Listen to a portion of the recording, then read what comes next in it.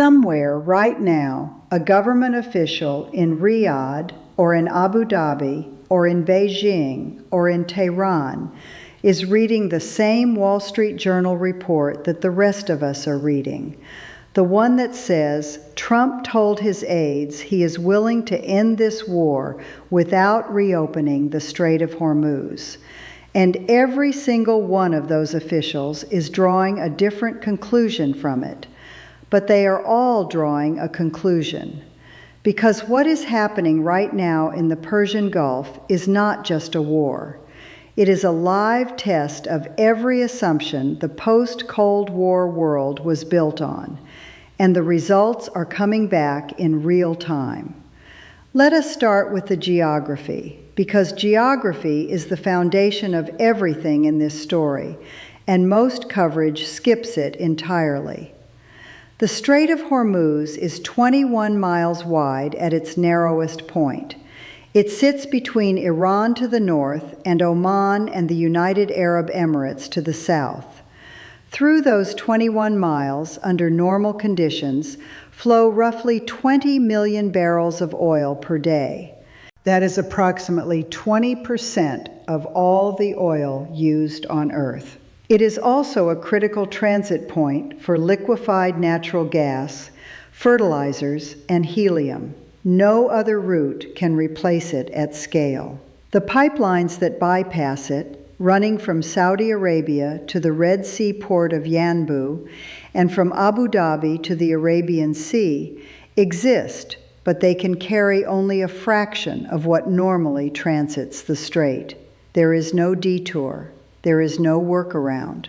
You either pass through Hormuz or you don't pass at all. For decades, this choke point was one of the most studied vulnerabilities in global security planning. Analysts, war gamers, energy economists, naval strategists, all of them had Hormuz on their lists. All of them knew that whoever controlled the coastline on the northern side of that corridor held a degree of leverage over the global economy that was disproportionate to anything their overall military or economic size would suggest. Iran held that coastline. Iran always held that coastline. And the question that serious strategists have been asking for 40 years is, what happens the day Iran decides to actually use it? We now know the answer. On February 28, 2026, the United States and Israel launched Operation Epic Fury, a coordinated military campaign targeting Iranian leadership structures, nuclear infrastructure, and military assets. The strikes were large, well executed in terms of their technical precision, and conducted with no advance coordination with any Arab ally in the region. Not Saudi Arabia, not the UAE, not Kuwait, not Qatar, not Jordan. None of them were told. They found out when the bombs started falling, the same as everyone else. Iran's response was not symmetric.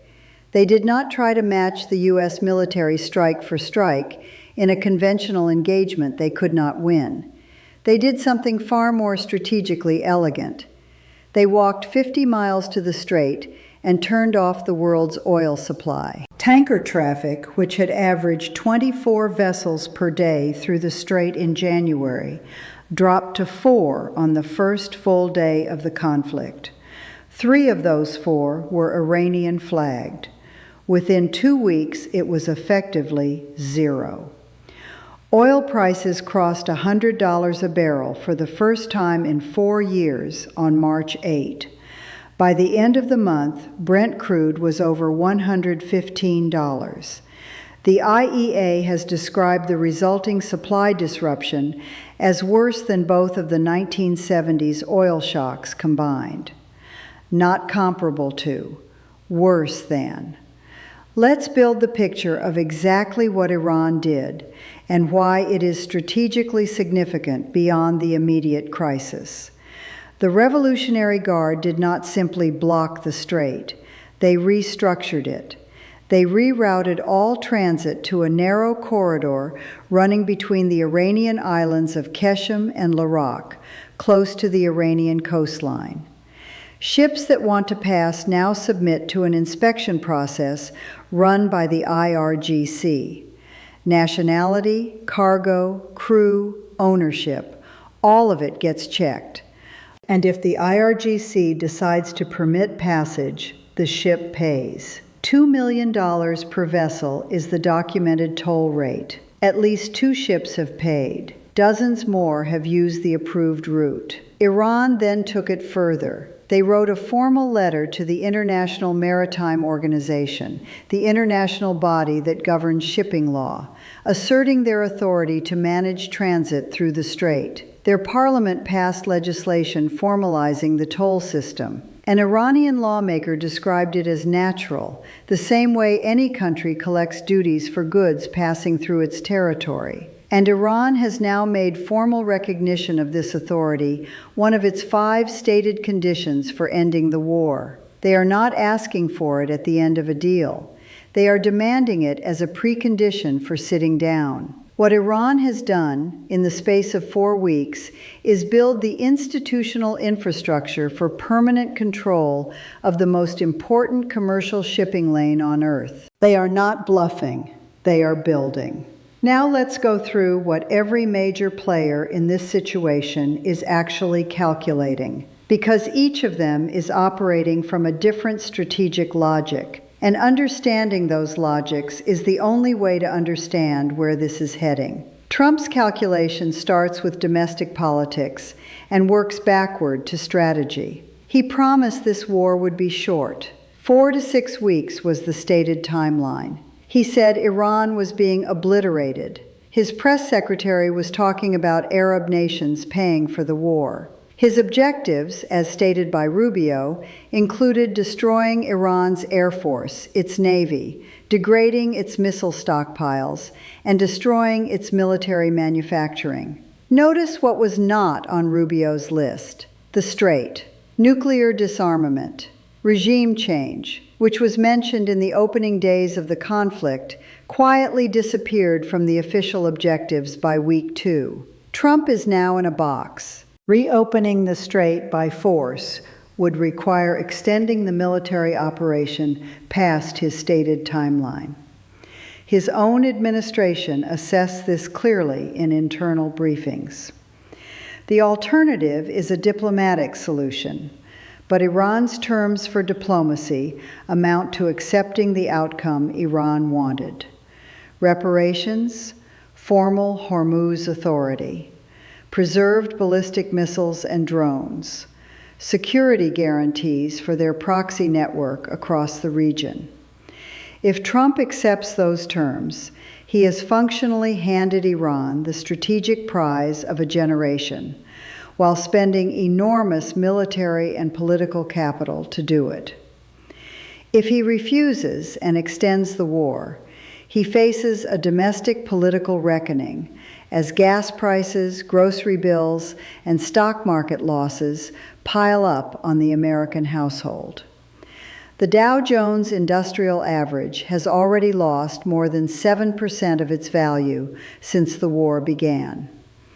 Republican senators are now privately pressuring him to get out before voters make the connection. Iran's calculation is the opposite. They are not in a hurry. Every day the strait stays closed is another day oil prices stay elevated. Another day the economic pressure on Trump intensifies. Another day the Arab states who were bombed, despite playing no role in this war, grow more resentful of the U.S. security umbrella that failed to protect them. Iran's foreign minister spokesman said publicly that there are no direct negotiations with the U.S. The demands Iran has laid out are not negotiating positions. They are the floor. Iran is reading the Wall Street Journal too. They see the same report about Trump telling his aides he'll end the war without reopening Hormuz. And they understand what that signals. The Arab Gulf states are in perhaps the most complicated position. Saudi Arabia, UAE, Kuwait, Bahrain, Qatar. These countries were not consulted before the war. They have been repeatedly struck by Iranian missiles and drones throughout the conflict. Iran's foreign minister stated that the majority of their firepower was directed at neighboring Arab states because those states allowed their territory to be used for U.S. operations. The UAE has suffered the heaviest casualties in the Gulf. 10 U.S. service members were injured at the Prince Sultan Air Base in Saudi Arabia, including 2 critically. Kuwaiti port infrastructure has been damaged. The Iranian Revolutionary Guard destroyed what it described as a Ukrainian anti-drone system depot in Dubai. These governments are now conducting a very specific calculation.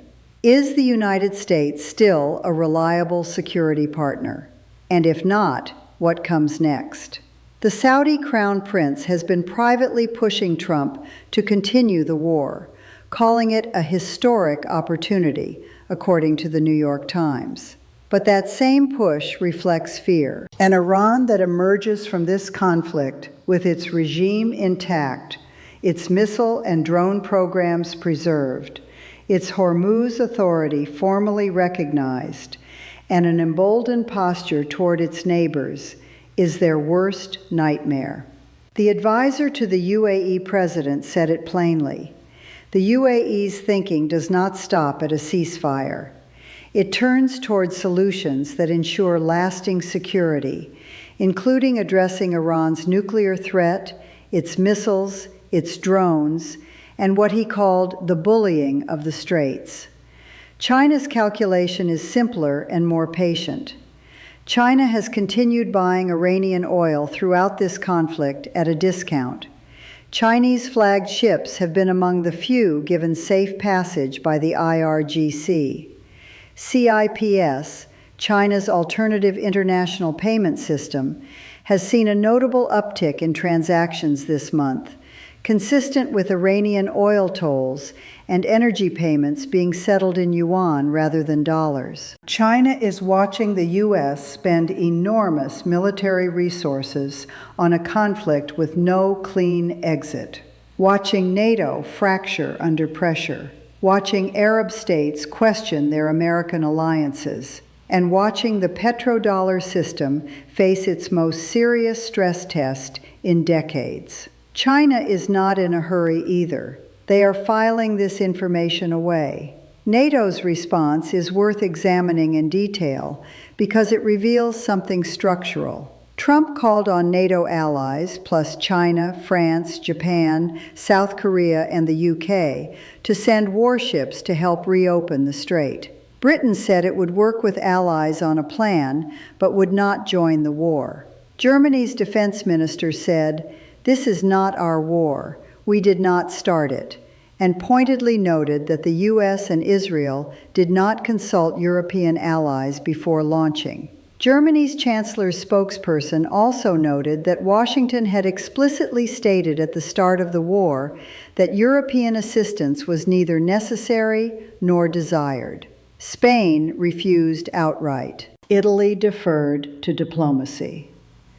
The EU foreign ministers voted against expanding naval operations. The European answer, as one Belgian think tank analyst put it, is that the way to end the problem is to end the war, not to join it. This is a significant moment in the history of the Western Alliance. The United States launched a major military operation without consulting its partners. It then asked those partners to clean up the economic consequences. They said no.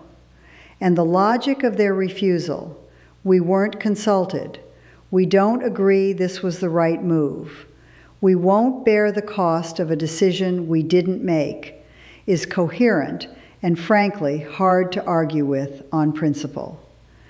The historical precedent that applies here is not from the Middle East. It is from 2003. The United States launched the Iraq War over European objections, assured everyone it would be quick and clean, and then spent years trying to rebuild alliances damaged by a unilateral decision that turned out to be based on miscalculations. What is different this time is that the economic consequences are faster and more globally distributed. The energy markets are more integrated than in 2003. The supply chains are more fragile. The reserve buffers are smaller relative to the shock. The consequences of a miscalculation land on European consumers, Asian manufacturers, American families at the pump, simultaneously, within weeks rather than years. Notice what the Trump administration has not done. It has not presented a formal, specific, sequenced plan for reopening the Strait of Hormuz. Not in any press conference, not in any official document, not in any congressional briefing where lawmakers felt they got a clear answer. The objectives Rubio listed publicly do not include the strait. The Wall Street Journal is reporting that the private plan now involves pressuring Iran diplomatically first, and then asking European and Gulf allies to take the lead if that fails. That is not a plan for reopening the strait. That is a plan for delegating the problem.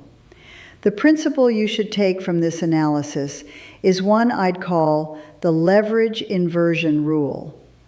In military and diplomatic strategy, the side with the greater ability to accept pain for longer holds the decisive leverage, regardless of which side has the more powerful conventional military. Iran cannot defeat the United States in a conventional military engagement. Iran could not withstand sustained American air power if the U.S. committed to that campaign indefinitely. But Iran does not need to win militarily. They only need to make the cost of continuing higher than the cost of stopping. And they have found the mechanism to do that in 21 miles of water and a toll booth that charges $2 million per ship. What comes next? Let's be specific about the pressure points. Mid-April is the energy market's stated deadline. Analysts have been nearly unanimous. If the strait does not show clear movement toward reopening by mid-April, the world's daily oil supply shortfall doubles from approximately 4.5 million barrels to approximately 9 million barrels. That would be the largest supply disruption in the history of the global oil market. Brent crude at $200 per barrel would cease to be a scenario and would become a baseline. The Pakistan diplomatic channel is the current active track for U.S.-Iran communications. Iran publicly denies direct negotiations while privately engaging through intermediaries. Watch whether any of Iran's 5 conditions, reparations, Hormuz authority, preserved missiles, security for proxy network, and what they describe as real security guarantees, get addressed in even implicit form. Any deal that appears to quietly accept one or more of those conditions without announcing it as such would represent an extraordinary strategic concession, dressed in diplomatic language designed to obscure the substance. The Gulf Security Architecture Review is already underway in Riyadh and Abu Dhabi, even if it is not announced as such. Saudi Arabia, UAE, and their Gulf partners are having private conversations about what their security environment looks like after this war. The involvement of China as a potential partner in those conversations is not hypothetical. China brokered the Saudi-Iran Normalization Agreement in 2023. They are a known and experienced player in Gulf diplomacy. If the U.S. security umbrella is perceived to have failed, China will be in the room when the replacement is designed. The Hormuz precedent is the most lasting strategic consequence of this conflict, regardless of how it ends. Iran has now demonstrated, with evidence, that a medium-sized regional military power with the right geographic position can shut down 20% of the world's oil supply and negotiate from a position of strength against the most powerful conventional military on Earth. Every country watching this conflict is updating its models. Every strategist gaming out future scenarios is now incorporating this demonstration as a confirmed capability rather than a theoretical threat. The lesson has been delivered. It cannot be undelivered. The next 72 hours matter more than the next 72 news cycles. What gets agreed to in the next few days? What gets walked back? What gets drafted into formal Iranian law and submitted to international bodies will determine whether this crisis resolves with the global energy order largely intact or with a new precedent embedded at the heart of it. If this geopolitical breakdown gave you a clearer picture of what's actually being decided right now in the Persian Gulf, hit subscribe, because the next development in this story is not a press conference. It is a negotiation. And the terms of that negotiation will shape the next decade of global power dynamics. Tell us in the comments which outcome you see as more likely. Does Trump find a real exit that reopens the strait? Or does Iran's Hormuz control become the new permanent reality? Both answers are defensible. I want to read your case.